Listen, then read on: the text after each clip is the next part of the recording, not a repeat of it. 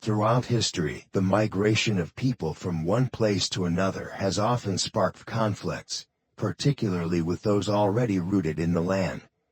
The story of the United States is inseparable from its dark and painful past of forcibly uprooting native communities, seizing their lands, and perpetrating violence against them.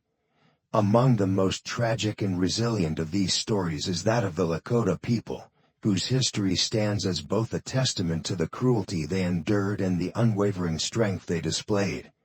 Once thriving across the expansive Great Plains, the Lakota people lived in harmony with the land. Their culture, steeped in spirituality, revered nature as both their provider and protector. The buffalo roamed freely across the plains, serving as a vital resource for the Lakota, providing food, clothing, and tools. But with the arrival of European settlers, everything changed. The vast open land, once thought endless, became a battleground for ownership, exploitation, and survival. In the early days of colonization, the Lakota had limited contact with European settlers. However, as more settlers moved westward, driven by the promise of manifest destiny and the lure of gold, tensions rose. The Lakota, who had long called these lands home, were confronted with settlers who saw the land as something to be conquered and divided. The clash of cultures was inevitable. The settlers viewed the Lakota as obstacles to their progress, while the Lakota saw the settlers as invaders threatening their very existence. The U.S. government, eager to claim the land and resources, began to enact policies that would strip the Lakota and other Native American tribes of their ancestral lands. Treaties were made, often under duress or deceit, and were just as quickly broken. The 1851 Treaty of Fort Laramie, for example, promised the Lakota control over a vast expanse of land, but within a few years, the discovery of gold in the Black Hills led the government to renege on its promises. The Lakota considered the Black Hills sacred ground, a place imbued with spiritual significance. To see it desecrated for the sake of gold mining was more than just a loss of territory. It was an attack on their very identity. The U.S. government's betrayal sparked outrage and led to a series of violent confrontations. Perhaps the most infamous of these conflicts was the Battle of the Little Bighorn in 1876. Under the leadership of the legendary Lakota chief Sitting Bull, and with the support of other tribes like the Cheyenne and Arapaho, the Lakota achieved a rare and stunning victory against the U.S. Army, annihilating General George Custer's forces. The victory at Little Bighorn was a moment of triumph, but it was short-lived. In the eyes of the U.S. government, this defeat only justified their continued aggression. The Lakota's triumphs on the battlefield, though significant, were ultimately overshadowed by the relentless advance of U.S. forces and policies of forced relocation. As the government pushed the Lakota under reservations, they were stripped not only of their land but also of their freedom and dignity. The reservation system was designed to dismantle the Lakota way of life. Once proud hunters and warriors, the Lakota were now confined to small, barren lands where poverty, disease, and starvation became commonplace. The infamous Wounded Knee Massacre of 1890 stands as one of the darkest moments in this tragic history. In December of that year, a group of Lakota, mostly women, children, and the elderly, were being escorted by U.S. troops to a reservation. Tensions were high, and a misunderstanding over a rifle led to chaos. U.S. soldiers opened fire on the Lakota, killing nearly 300 people in cold blood. The frozen bodies of men, women, and children littered the snow-covered ground, a harrowing image of the cruelty inflicted upon the Lakota. Despite these atrocities, the Lakota spirit never broke. The strength of their culture, traditions, and resilience has continued to shape the history and heritage of the Great Plains region. Today, the Lakota are remembered not only for their struggles but also for their contributions to the cultural tapestry of the United States. Their knowledge of the land, their respect for nature, and their warrior spirit are woven into the fabric of American history. The Lakota's influence extends beyond their own people. Their resistance to colonization has inspired countless indigenous movements around the world. The battle cry of Sitting Bull and Crazy Horse echoes in the struggles of indigenous people everywhere, from the Amazon rainforest to the Australian outback. Their fight for sovereignty, dignity, and justice is a universal one, resonating across borders and generations. And this leaves us with a profound question. How did the Lakota people shape the history and heritage of the Great Plains region? The answer lies not only in their resistance but in their enduring legacy. The Lakota were and are warriors, but they are also keepers of stories, traditions, and knowledge that transcend the violence inflicted upon them. The Great Plains, once teeming with buffalo, may no longer look the same, but the spirit of the Lakota continues to inhabit the land. Their ceremonies, their art, their stories, they all live on, a testament to a people who refused to be erased. Welcome to another episode of the Natives Journals *, where we delve into the captivating stories of indigenous cultures from around the world. Today, we explore the legacy of the Lakota people, their struggles, their triumphs, and the indelible mark they have left on the Great Plains. As we reflect on their history, let us not forget the lessons it holds. The Lakota's story is one of survival, but it is also one of resistance against forces that sought to destroy them.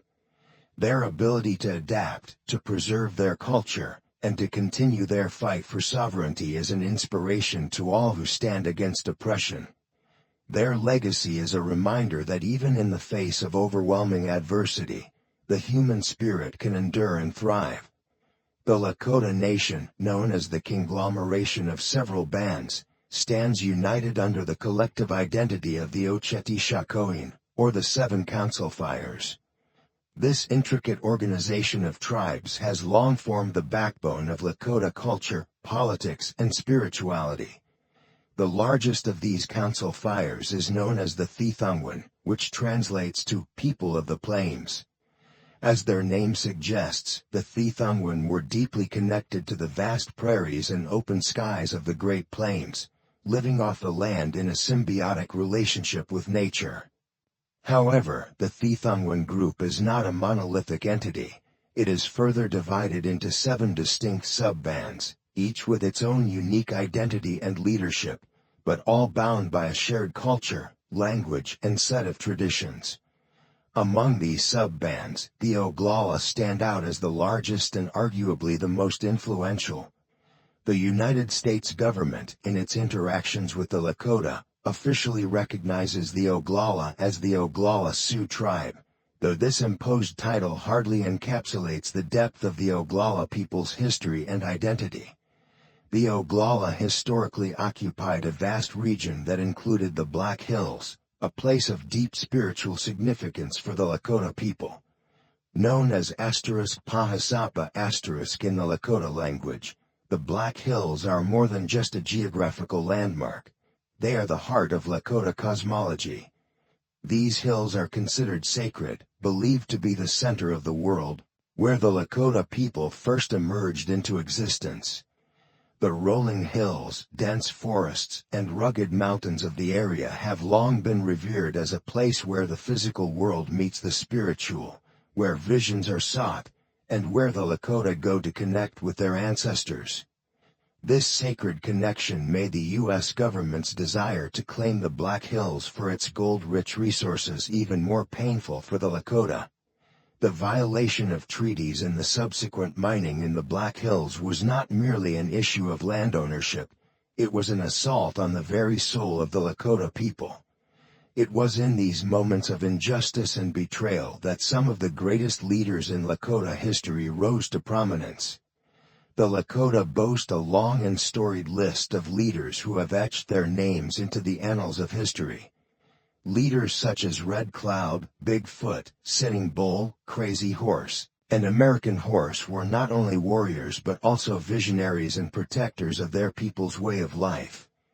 Each of these leaders left an indelible mark on Lakota history, and their legacies continue to inspire indigenous peoples across the world.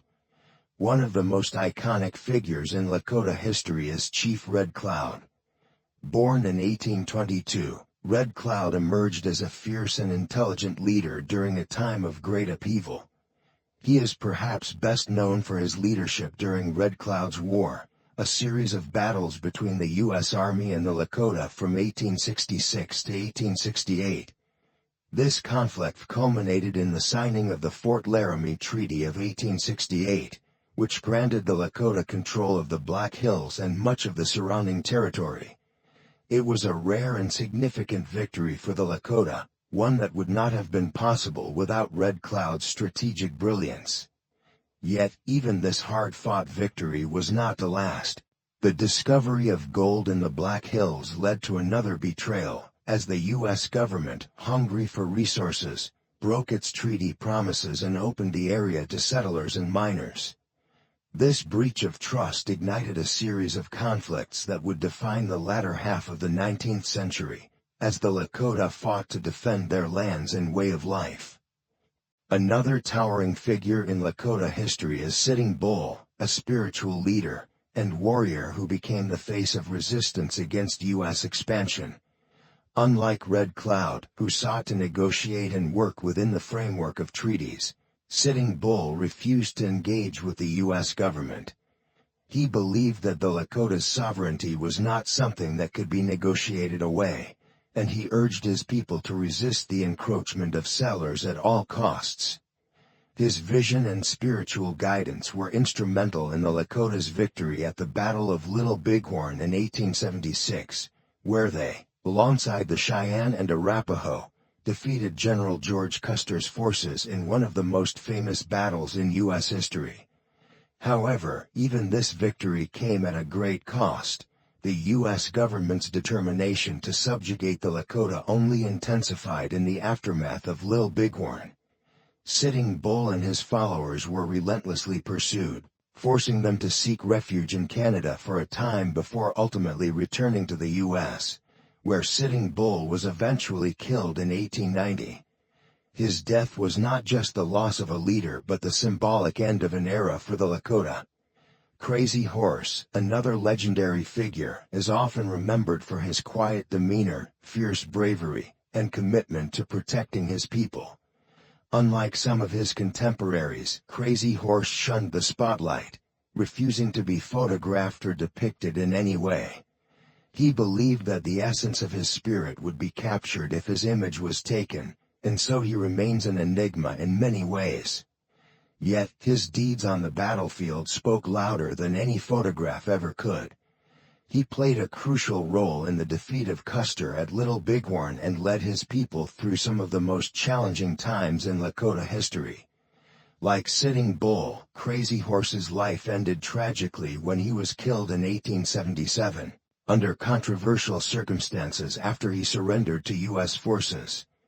The Oglala and other Lakota bands were traditionally nomadic, relying on the sun, moon, and stars to guide their migrations across the vast expanses of the Great Plains. Their movements were often dictated by the seasonal migration of the buffalo, which provided the Lakota with food, clothing, and shelter.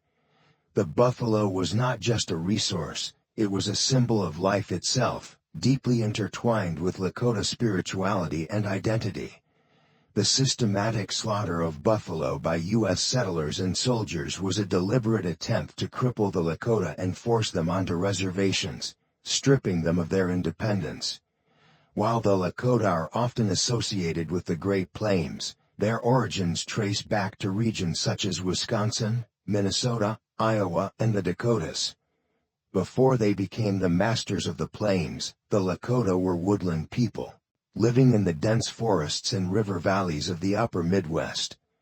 Over time, they migrated westward, drawn by the vast open spaces and the abundance of buffalo that the Great Plains had to offer. This migration was not without its challenges, as the Lakota had to adapt to a new environment, develop new hunting techniques, and engage in alliances and conflicts with other tribes. Despite these challenges, the Lakota flourished on the plains, becoming one of the most powerful and respected indigenous nations in North America. Their mastery of horseback riding, their sophisticated social and political structures, and their deep spiritual connection to the land made them a formidable force. However, the arrival of European settlers, with their guns, diseases, and insatiable hunger for land, brought about a series of devastating changes that forever altered the course of Lakota history. The story of the Lakota is one of resilience in the face of overwhelming odds. Their ability to adapt, to fight for their lands, and to preserve their culture in the face of systematic attempts to destroy it is a testament to their strength. Today, the Lakota Nation continues to thrive, their culture and traditions passed down through generations, a living reminder of their indomitable spirit. In the tumultuous period of the early 1700s, the clash of cultures and territorial struggles between indigenous nations defined much of the landscape in North America. Among these struggles was the fierce contest between the Sioux and the Ojibwe, two powerful nations whose paths collided in the contested lands of the upper Midwest. The Sioux, who fought with superior numbers on their home ground, found themselves at a disadvantage against the Ojibwe, who possessed a critical edge, the power of firearms.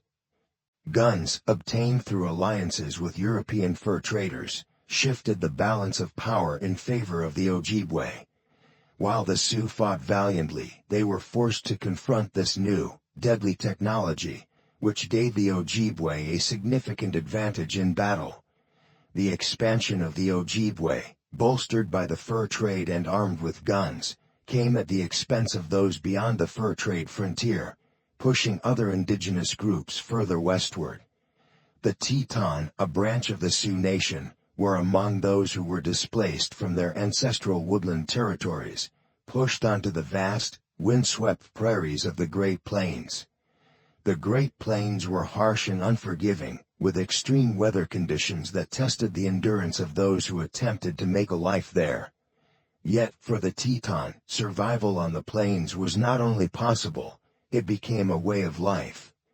The vast open prairies, stretching endlessly toward the horizon, supported a surprisingly large human population. Survival in this land of stark beauty meant constant movement, as the Teton and other indigenous groups followed the seasonal rhythms of the plains, migrating between resource-rich areas throughout the year. One resource above all others defined life on the plains, the buffalo. The Teton, like many other prairie nations, came to rely heavily on buffalo hunting for their sustenance and survival. At one point in history, an estimated 60 to 80 million buffalo roamed the plains of North America, providing an essential lifeline to the people who lived there. The buffalo was not just a source of food, it was the cornerstone of life on the plains. Every part of the buffalo was used, its meat for food, its hide for clothing and shelter, its bones for tools, and its sinew for rope and thread. In the Lakota language, the buffalo is called Tatanka, which translates to, "He who owns us." This phrase reflects the deep spiritual connection the Lakota people had with the buffalo, viewing it not as a mere animal, but as a guardian and provider, integral to their existence.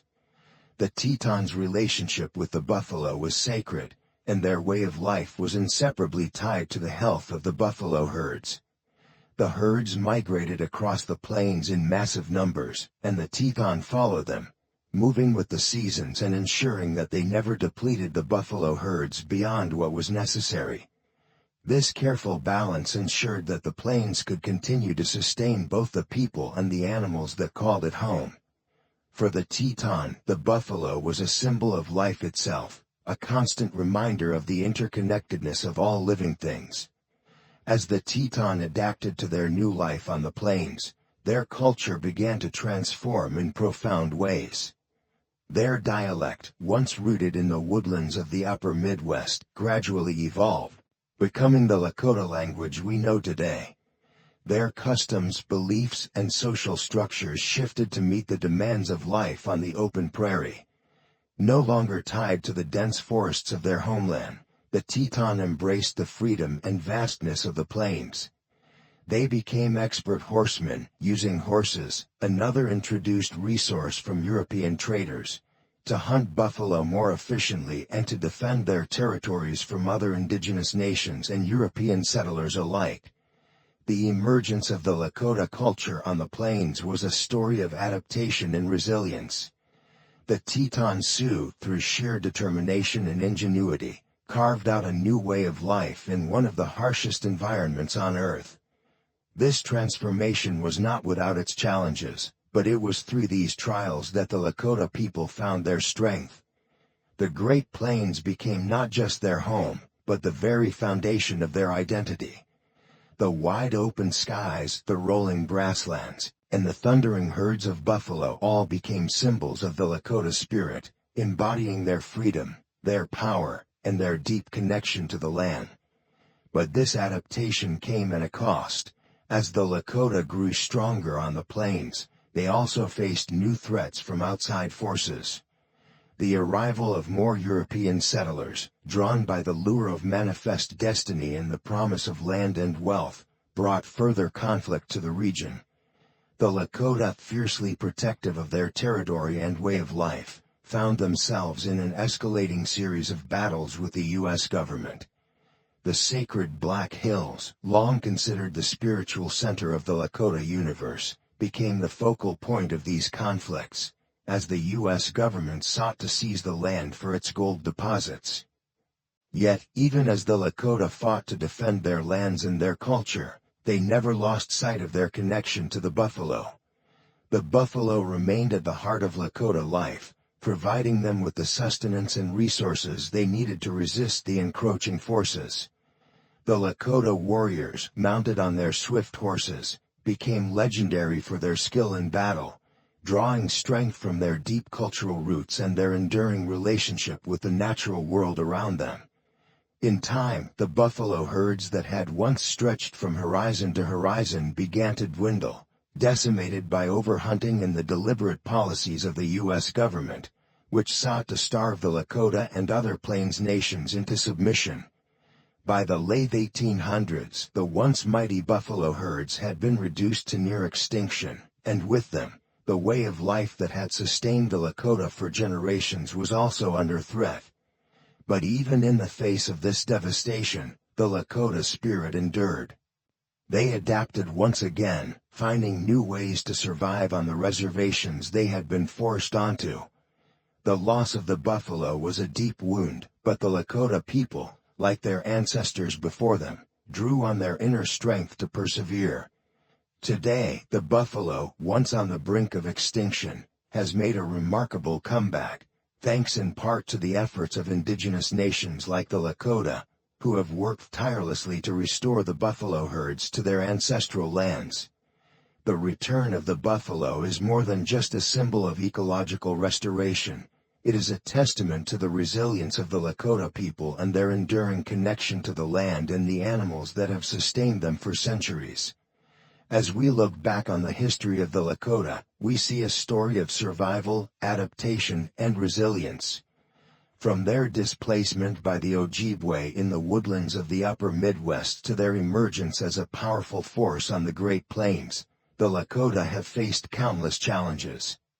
Yet, through it all, they have remained steadfast in their commitment to their culture, their land, and their way of life.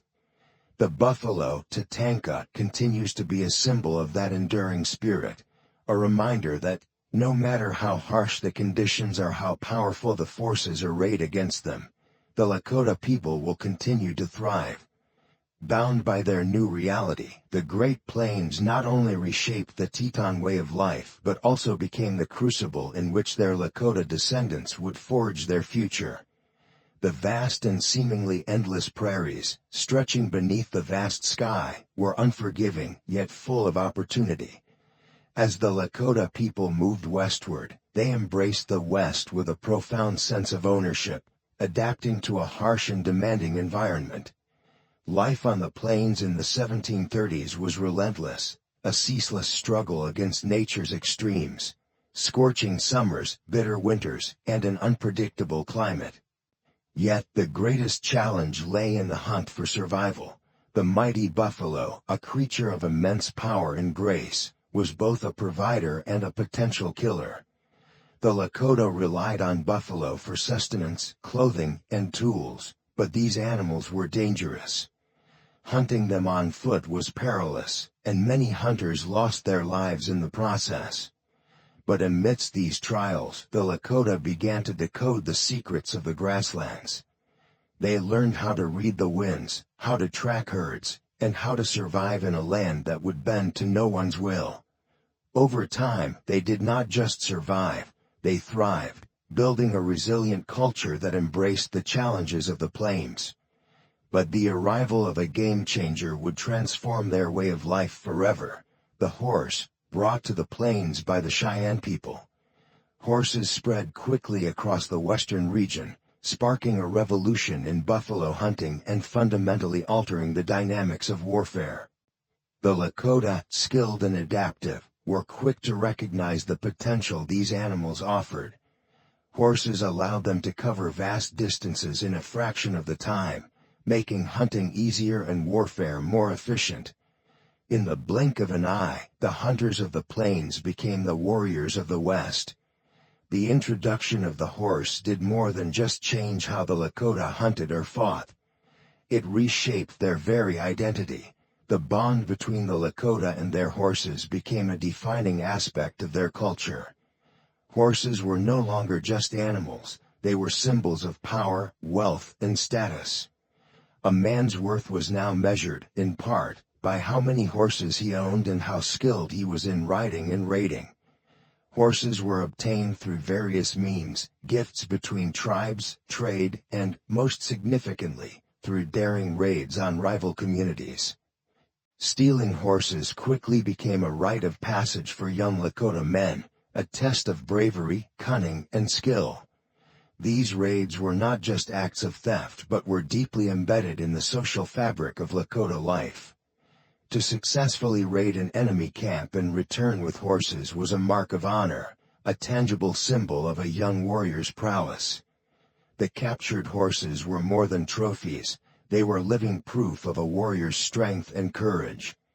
The Lakota would adorn these horses with intricate decorations, further symbolizing their importance within the tribe. As this practice grew, so too did the importance of horses in warfare. Battles were no longer fought on foot, with warriors struggling to close the gap between themselves and their enemies. Mounted on swift, agile horses, Lakota warriors became a fearsome force on the plains. Their ability to ride at breakneck speeds, armed with bows, lances, and war clubs, struck terror into the hearts of their enemies. The Lakota's reputation spread far and wide throughout the western region, earning them a place among the most feared warriors of the plains. In close combat, the Lakota favored a weapon that embodied the raw power and brutality of their culture: the war club. Crafted by fastening stone heads to wooden handles using rawhide, these clubs were known for their devastating impact. So effective were they in battle that the Lakota gave them a chilling nickname: the Skullcracker. With this weapon, warriors could strike with lethal force, crushing bone and armor alike.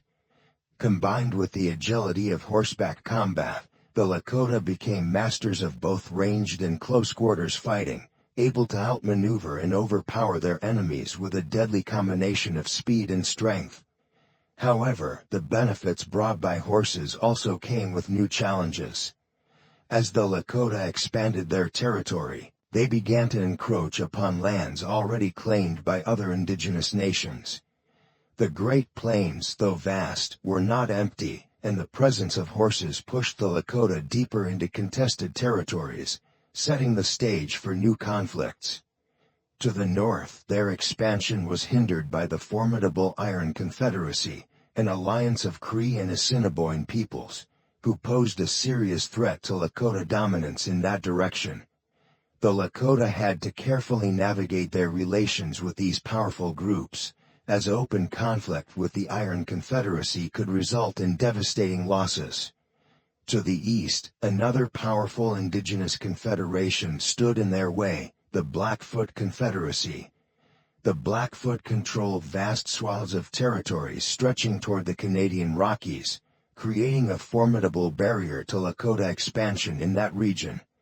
The Blackfoot were skilled warriors in their own right, and any attempts by the Lakota to encroach upon their lands were met with fierce resistance. This constant push and pull for territory meant that the Lakota had to remain ever vigilant, defending their land while seeking new opportunities for expansion. The Missouri River, a lifeline for many tribes, was fiercely guarded by the Arikara people. Known for their fortified villages and skilled agriculture, the Arikara presented a unique challenge for the Lakota, who relied on buffalo hunting and warfare rather than settled farming. The two nations clashed frequently, as both sought control of the Missouri River's resources and strategic importance. Yet, despite their differences, the Lakota respected the Arikara's tenacity and strength, recognizing them as worthy adversaries. But the Lakota's greatest challenge lay in the heart of the Black Hills, where multiple nations vied for control of the region's coveted resources. The Black Hills, or Pahasapa in Lakota, were sacred not only to the Lakota but to many other indigenous nations. This made the region a hotspot for conflict, as the Lakota sought to assert their dominance over the land while contending with other powerful tribes. The Arikara, Pawnee, Arapaho, Crow, and Kiowa had all laid claim to parts of the Black Hills at different points in history, creating a complex and ever-shifting struggle for control of the South Dakota mountains. The Lakota's relationship with the Black Hills was not just one of territorial ambition, it was deeply spiritual.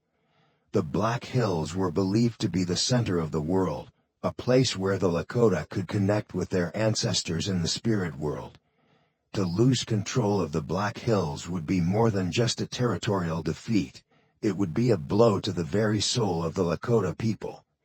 This made their battles for the Black Hills all the more intense, as they fought not just for land, but for the preservation of their culture and spirituality.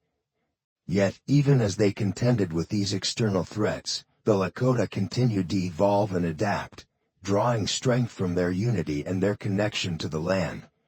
The horse, once a symbol of convenience and power, had now become central to their identity. Lakota warriors rode into battle with an unmatched combination of skill, speed, and ferocity, transforming the plains into their dominion. As they expanded further, the Lakota's influence stretched across the plains, their reputation as fearsome warriors cemented in the collective memory of their rivals. But with each victory came the risk of overextension. The Lakota were now players in a larger, more complex game of territorial control, and they faced constant challenges from all sides. Their warriors, equipped with bows, lances, and the mighty war club, became legendary across the plains, but the costs of maintaining such dominance grew ever higher. Despite these challenges the Lakota endured, their culture forever shaped by the introduction of the horse and the trials of life on the plains. Their way of life, born from the harsh realities of the Great Plains, would continue to evolve, leaving an indelible mark on the history of the American West. By the 1760s, the Cheyenne controlled the Black Hills, but their dominance was soon challenged by the rising power of the Lakota. Hungry for territorial expansion and fueled by a desire for power, Lakota warriors launched a series of fierce raids into Cheyenne territory. The Lakota's expansion was strategic. A less resistant population on the plains encouraged them to seize the opportunity through forceful actions. These raids served multiple purposes. Not only did they expand Lakota influence, but they also weakened the Cheyenne, paving the way for the Lakota's eventual control of the region. The Cheyenne, despite their reputation as formidable warriors, were already facing a devastating threat: European pandemics. Illness swept through their communities, decimating their population and weakening their ability to defend their territory. The Lakota, sensing an advantage, capitalized on this vulnerability, intensifying their raids and pushing the Cheyenne out of the Black Hills. By 1776, the same year the United States declared its independence, the Lakota had claimed the Black Hills as their own. In a dramatic turn of history, a century prior, the Lakota's ancestors had been refugees, fleeing from their homelands in the east. Now, they stood as conquerors, wielding power in the west with control over the Black Hills and victory over their rivals. Yet, even as the Lakota solidified their dominance, an impending shift loomed on the horizon. A European land deal set the stage for a fierce conflict between the Lakota and their ultimate foe, the United States. In 1803, after years of warfare that had cemented their control over the plains, the Lakota faced a new challenge, the rapidly expanding United States. Despite their triumphs, the supremacy they had fought so hard to achieve would soon be tested by the ambitions of a rising Eastern power. The conflict that would define the future of the Lakota began far away, in France. Emperor Napoleon, facing financial struggles, sold the vast Louisiana Territory to the United States in 1803, expanding American landholdings by a staggering 828,000 square miles. This acquisition marked the beginning of an intense period of American expansion, setting the stage for future confrontations with the Lakota. The first of these encounters came in 1804 when explorers Meriwether Lewis and William Clark entered Lakota territory as part of their mission to survey the newly acquired land. Though the Lakota initially welcomed them, tensions soon emerged. The Lakota perceived the Americans as ignorant and aggressive, with little understanding of the land they sought to control.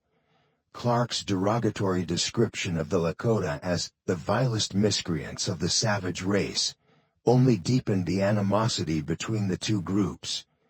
This challenging beginning set the stage for an increasingly hostile relationship. The United States, driven by its insatiable desire for land, saw the vast plains as an opportunity for westward expansion. The Lakota, on the other hand, stood in the way of that vision, occupying lands that the U.S. government and settlers coveted. Throughout the early 1800s, the United States expanded its territory by taking land from Spain and Great Britain. Settlers traveling westward to Oregon began passing through Lakota territory, hunting buffalo and encroaching on the Lakota's way of life. Conflicts between the Lakota and these settlers became increasingly frequent.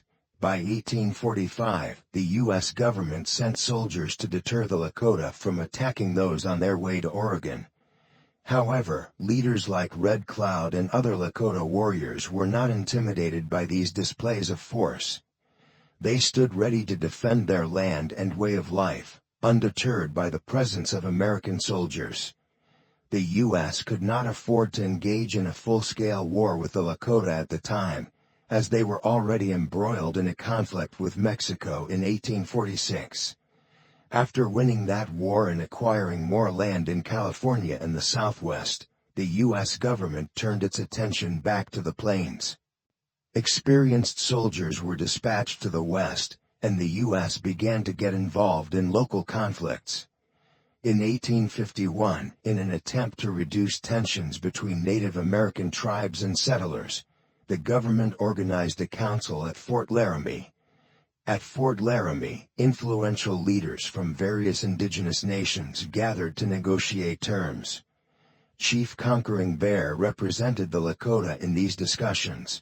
The resulting agreement allowed the U.S. to construct roads and forts on indigenous land in exchange for goods and monetary compensation. However, the treaty did not represent the views of all Lakota leaders, and some quickly broke its terms by attacking rival Arikara, Cheyenne, and Arapaho groups. With diplomacy failing, the U.S. government bided its time, waiting for a justification to assert dominance through force. That justification came in 1854, when a seemingly minor incident escalated into a major conflict. A dispute arose between Mormon settlers and the Lakota over a slain cow. The cow's owner, outraged by its death, reported the incident to Fort Laramie. In an attempt to resolve the situation peacefully, Chief Conquering Bear offered his horse as compensation for the cow, but the Americans were unsatisfied. The following day, a group of 30 soldiers marched to the Lakota camp, demanding the cow's killer. When Conquering Bear refused to comply, violence erupted. The soldiers opened fire, killing the chief. This seemingly small conflict escalated into what would later be known as the Grattan Massacre. In retaliation for the death of Conquering Bear, Lakota warriors led by Red Cloud attacked and killed the American soldiers. The incident sparked a ruthless response from the U.S. military, which launched a revenge attack on a Lakota community at Blue Water Creek on September 3, 1855. More than 80 men, women, and children were killed in the brutal assault. The scale of the violence shocked Lakota leaders, leading them to seek a temporary ceasefire. Though a truce was established, the U.S. government continued its relentless pursuit of Western expansion.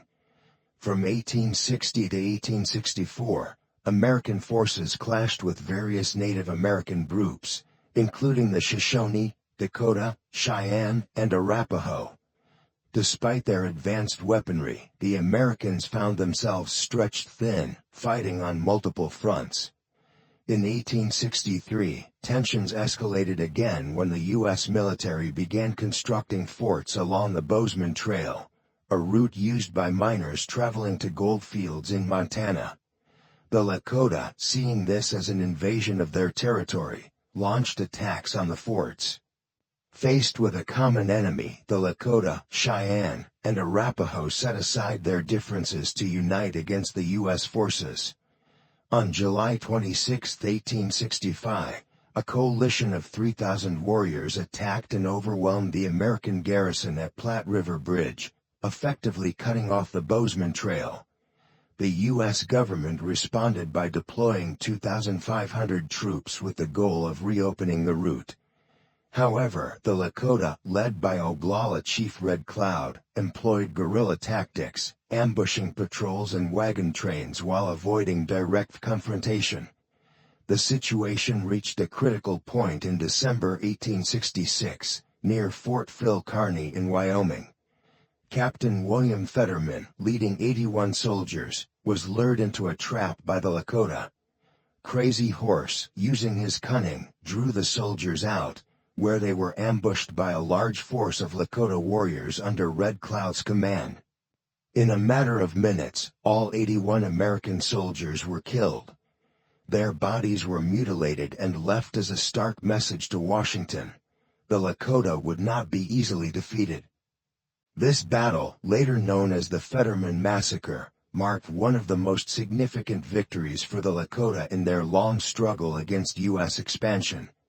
But it also signaled the beginning of a larger and more devastating conflict that would unfold over the coming decades, a war that would ultimately determine the fate of the Lakota and their way of life. Respect our land, or face a relentless war. This was the clear message the Lakota delivered to Washington, a message etched into every skirmish, ambush, and victory they claimed during their fierce resistance on the Great Plains.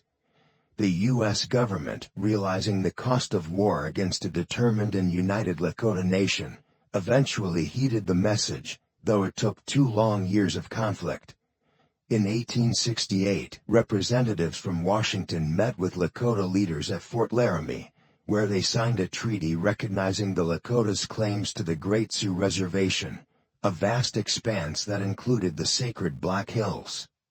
For a brief moment, it seemed as though peace might prevail. The treaty offered a glimmer of hope that the Lakota, who had fought so hard for their lands, could live without further conflict. But this peace was fragile, and the discovery of gold in the Black Hills in the mid-1870s shattered it completely. The U.S. government, driven by the allure of wealth, quickly disregarded the treaty it had signed, sending settlers and miners westward into Lakota territory. The Lakota's sacred land, where their ancestors' spirits resided, was once again under siege. This betrayal set the stage for further conflict, a war that would ultimately spell the end of indigenous resistance on the Great Plains. The Lakota, who had stood as conquerors of the Black Hills just a century earlier, now found themselves locked in a battle for survival. Settlers and miners moving into the area faced frequent attacks, and the U.S. military was called upon to protect these new arrivals. Figures like Lieutenant Colonel George Armstrong Custer led military expeditions into Lakota territory, determined to subdue the native population. General Philip Sheridan, one of the architects of the U.S. military strategy, advocated for a brutal policy to defeat the Lakota and their allies, destroy their food source. By killing off the buffalo, the government hoped to starve the Lakota into submission. Sheridan's cold and calculated approach to warfare devastated the plains, as millions of buffalo were slaughtered, leaving the Lakota and other tribes struggling to find enough food to survive.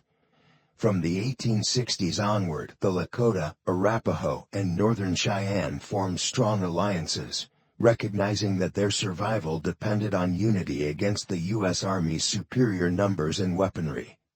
Despite the overwhelming odds, they engaged in warfare with remarkable success, using their knowledge of the land and guerrilla tactics to their advantage. In 1876, they managed to thwart General George Crook's forces at the Battle of the Rosebud, preventing his planned attack on their camp. This victory was soon followed by one of the most famous and dramatic battles in U.S. history, the Battle of the Little Bighorn, also known as the Battle of the Greasy Grass. On June 25, 1876, within the Crow Indian Reservation's 1868 boundaries, Lakota forces, led by the brilliant strategist Chief Crazy Horse, joined with their Cheyenne and Arapaho allies to confront Lieutenant Colonel George Armstrong Custer and the 7th Cavalry. In one of the most shocking defeats in U.S. military history, the combined native forces killed 258 soldiers and inflicted over 50% casualties on the regiment. Custer and his entire battalion were wiped out in less than an hour. The victory at Little Bighorn was a stunning achievement for the Lakota and their allies, a moment of triumph in a war that had seemed unwinnable. However, their triumph was short-lived. The U.S. government, shocked and humiliated by the defeat, moved quickly to bolster its military presence in the West. Congress allocated funds to increase the strength of the Army by 2,500 soldiers, determined to crush indigenous resistance once and for all. With renewed strength and resources, the U.S. Army launched a series of brutal campaigns against the Lakota, engaging them in a series of battles that would eventually bring an end to the Great Sioux War in 1877. As the war came to a close, the Lakota were forced onto reservations, restricted from leaving their assigned lands to hunt buffalo, and compelled to rely on government-provided rations for survival. This was a devastating blow to a people who had once roamed the plains freely, living off the land and buffalo herds that had sustained them for centuries. The buffalo, once numbering in the millions, had been decimated, and with them, the way of life that had defined the Lakota for generations. In 1877, certain Lakota bands, facing starvation and pressure from the U.S. military, agreed to a controversial treaty that ceded the Black Hills to the United States. This agreement was fraught with tension and remains a source of controversy to this day. Many Lakota leaders opposed the treaty, believing that their sacred land should never have been surrendered. The legitimacy of the treaty has been questioned, as it was signed under duress and without the full consent of the Lakota Nation. Even after the Black Hills were officially ceded, struggles persisted. The Lakota's connection to the Black Hills was spiritual as much as it was territorial, and the loss of this land was a wound that would never fully heal. Despite the challenges the Lakota people endured, their population, estimated at 8,500 in 1805, grew steadily, reaching 16,110 by 1881, making them one of the few tribes to increase in population during the 19th century, a testament to their resilience. By 2010, the Lakota population had risen to more than 170,000, with approximately 2,000 people still speaking the Lakota language. Though their journey was marked by hardship and loss, the Lakota's spirit remains unbroken. They continue to honor their traditions, language, and culture, passing down their stories and history to future generations. The Lakota people's journey is a testament to the fierce resilience and enduring spirit of indigenous communities around the world. Despite facing overwhelming challenges, war, displacement, and cultural erasure, the Lakota have persisted, their identity intact, their connection to the land unbroken. Their story serves as a powerful reminder that history is not merely a tale of triumphs and defeats. It is a reflection of the human spirit's capacity to endure. As we reflect on the Lakota's history, we must also acknowledge the ongoing struggles of indigenous communities today. The fight for land, sovereignty, and recognition continues, and the lessons of the past remain as relevant as ever. The Lakota story is one chapter in a larger narrative of resilience and survival, one that continues to unfold. Thank you for watching this episode of the Untold Chapters of History. Don't miss out on our upcoming episodes that will delve deeper into the untold stories of indigenous peoples and other forgotten histories. Be sure to subscribe to our channel and hit the notification bell to stay connected, so you won't miss any of these captivating narratives. Together, let's keep these stories alive and honor the legacy of those who came before us.